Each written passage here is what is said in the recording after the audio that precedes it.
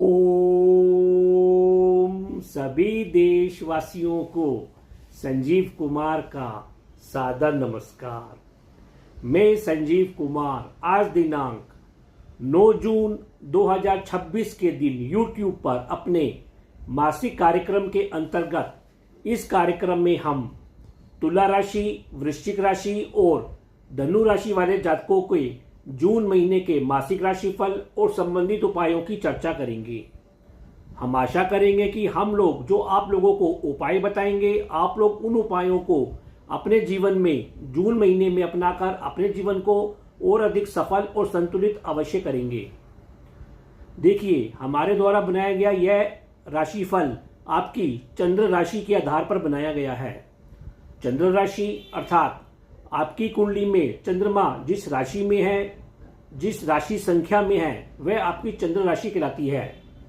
यदि आप लोगों के पास आपकी निजी कुंडली नहीं है तो कोई बात नहीं, आप लोग अपने नाम या अपनी नाम की राशि के अनुसार हमारे द्वारा बनाए गए इस फलादेश के कार्यक्रम को देख सकते हैं और संबंधित लाभ अपने जीवन में अपनाकर अपने जीवन को और अधिक सफल और संतुलित अवश्य कर सकते हैं।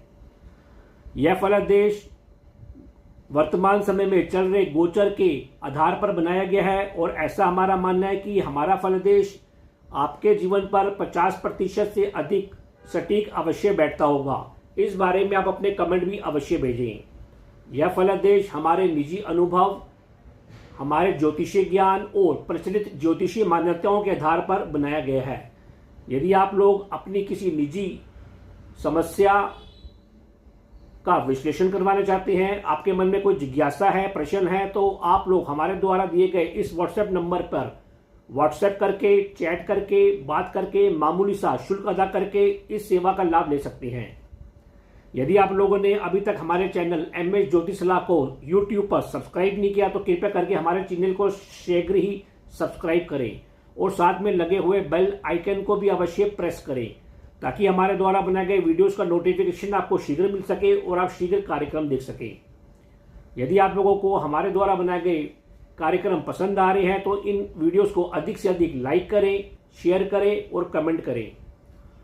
तो कार्यक्रम आरंभ करने से पहले हम आपको बताना चाहेंगे कि जून महीने में ग्रह गोचर किस प्रकार है, पंचांग किस प्रकार है। देखिए, इस समय सूर्य देव वृषभ राशि में संचार कर रहे हैं और वे 15 जून को राशि परिवर्तन करेंगे और अपनी मित्र राशि मिथुन राशि में संचार करेंगे। मंगल देव इस समय अपनी राशि मेष राशि में संचार कर रहे हैं और वे भी 21 जून को राशि परिवर्तन करेंगे और वृषभ राशि में संचार करेंगे। बुध देव इस समय अपनी राशि मिथुन राशि में संचार कर रहे हैं और वे 22 जून को राशि परिवर्तन करेंगे और कर्क राशि में संचार करेंगे।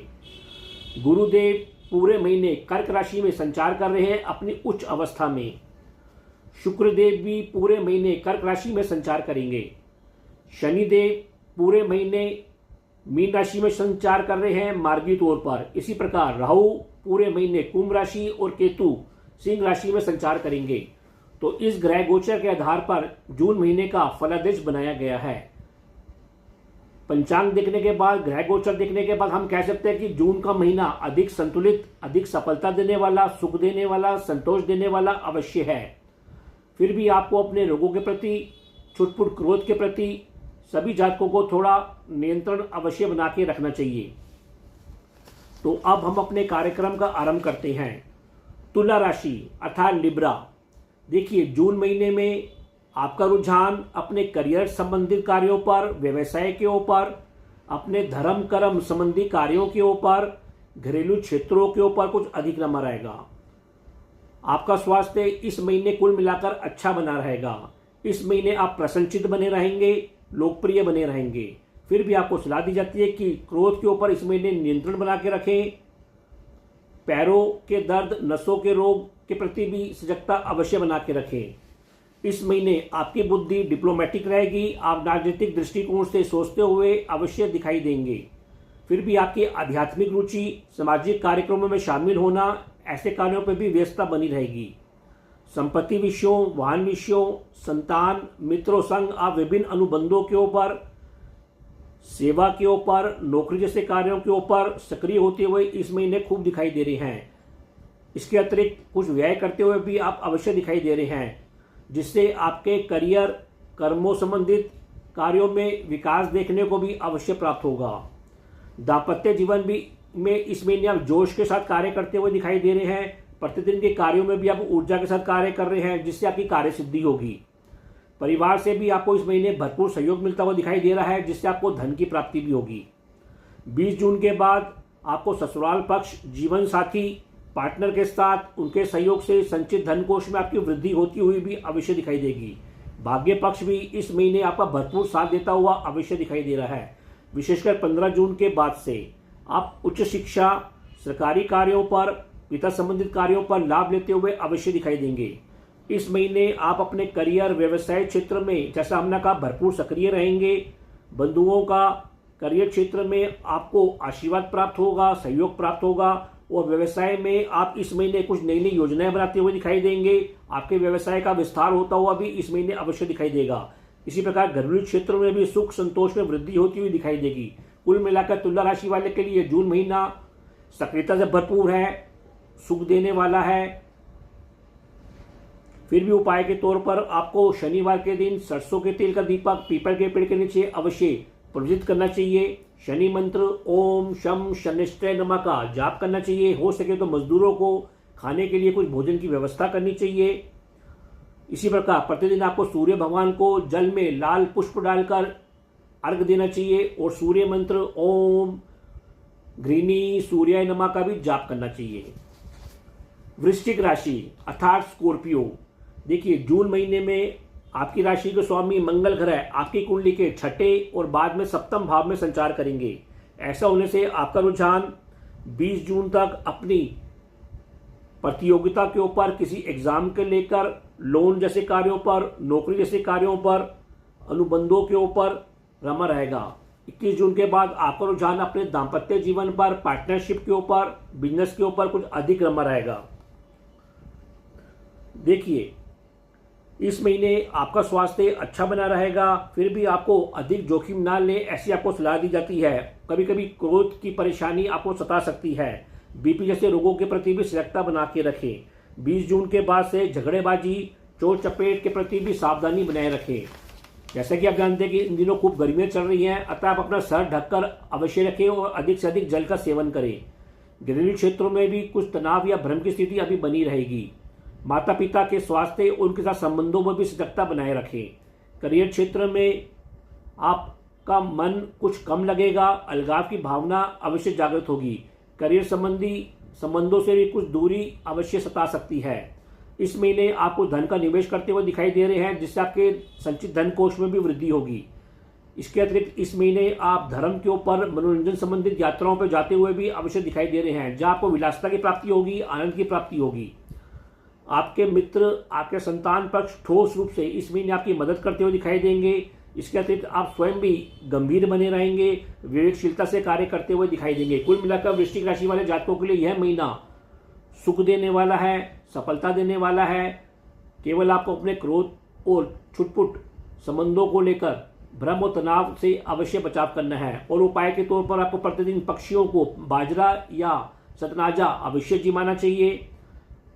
मंगलवार और बुधवार के दिन भगवान गणेश जी की पूजा अर्चना करनी चाहिए। प्रतिदिन हो सके तो कुत्तों के लिए खाने के लिए कुछ भोजन की व्यवस्था भी अवश्य करनी चाहिए। धनु राशि अर्थात सजिटेरियस, देखिए जून महीने में आपकी राशि के स्वामी गुरु ग्रह पूरे महीने अष्टम भाव में संचार करेंगे। ऐसा होने से आपका रुझान अपनी एजुकेशन के ऊपर, शिक्षा के ऊपर, धर्म संबंधित कार्यों के ऊपर, संसारिक चिंतन करते हुए, आध्यात्मिक शिक्षा पर अनुसंधान करते हुए, वसीयत के रूप में कुछ लाभ प्राप्त करते हुए रमा रहेगा। आपको सलाह दी जाती है कि इस महीने कुछ आलस की भावना में वृद्धि होती हुई अवश्य दिखाई दे रही है, अतः आप कुछ एक्सरसाइज वगैरह करें, अधिक से अधिक जल का सेवन करें। इसके अतिरिक्त इस महीने आपको मोटापे की समस्या भी धीरे धीरे सता सकती है। आंखों संबंधित और मुख संबंधित रोगों के प्रति भी इस महीने सजगता बनाए रखें। पाचन संबंधी रोगों के प्रति भी सजगता बनाए रखें। आप वैसे इस महीने एक और ऊर्जावान बने रहेंगे। आपकी बुद्धि भी प्रखर और मेधावी बनी रहेगी। संतान से, मित्रों से आपको भरपूर सहयोग मिलता हुआ दिखाई दे रहा है। आप अपने मेहनत के साथ कार्य करते हुए भी अवश्य दिखाई देंगे। बंधुओं का आपके घर में आना जाना इस महीने खूब लगा रहेगा। मिलन होगा। घर का माहौल हालांकि कुछ नीरस या उबाऊ अवश्य बने रहेगा। वाहन पर इस महीने कुछ व्यर्थ का व्यय होता हुआ भी, खर्चा होता हुआ भी अवश्य दिखाई दे रहा है। इस महीने अनुबंधों के ऊपर, एग्रीमेंट्स, शिक्षा के ऊपर, लोन जैसे, इंश्योरेंस जैसे कार्यों के ऊपर, नौकरी जैसे कार्यों के ऊपर आपको संतान और मित्रों का सहयोग मिलता हुआ अवश्य दिखाई देगा। ईश्वरीय कृपा से भाग्य पक्ष से भी कुछ नए नए कोर्स करते हुए आप इस महीने अवश्य दिखाई दे रहे हैं। 22 जून के बाद से उत्तम पार्टनर संबंधों के साथ आप शिक्षा, धर्म संबंधित कुछ अनुसंधान जैसे कार्य करते हुए दिखाई देंगे। पूरे महीने आपको पिता से और सरकारी कार्यों से सहयोग मिलता हुआ, लाभ मिलता हुआ भी अवश्य दिखाई देगा। जीवन साथी, ससुराल पक्ष से भी आपको शिक्षा या धन संबंधित कार्यों पर लाभ मिलता हुआ दिखाई दे रहा है। करियर हेतु आप कुछ नए नए चिंतन करते हुए दिखाई देंगे। विलासता में भी आपकी दूसरी ओर रुचि भरपूर बनी रहेगी। परिवार में भी कुछ नए नए संबंध आते हुए आपको अवश्य दिखाई देंगे, जिससे आपके धन कोष में भी वृद्धि होगी, धन का लाभ भी होगा। इस महीने आप खूब सात्विक और राजसिक भोजन में रुचि लेते हुए खान पान का एंजॉय करते हुए भी अवश्य दिखाई देंगे। कुल मिलाकर धनु राशि वाले जातकों के लिए यह महीना कुछ जीवन में नया करने का है, सुख विलासता को देने वाला है। केवल आपको छुटपुट भ्रम और तनाव से अवश्य बचाव करना है।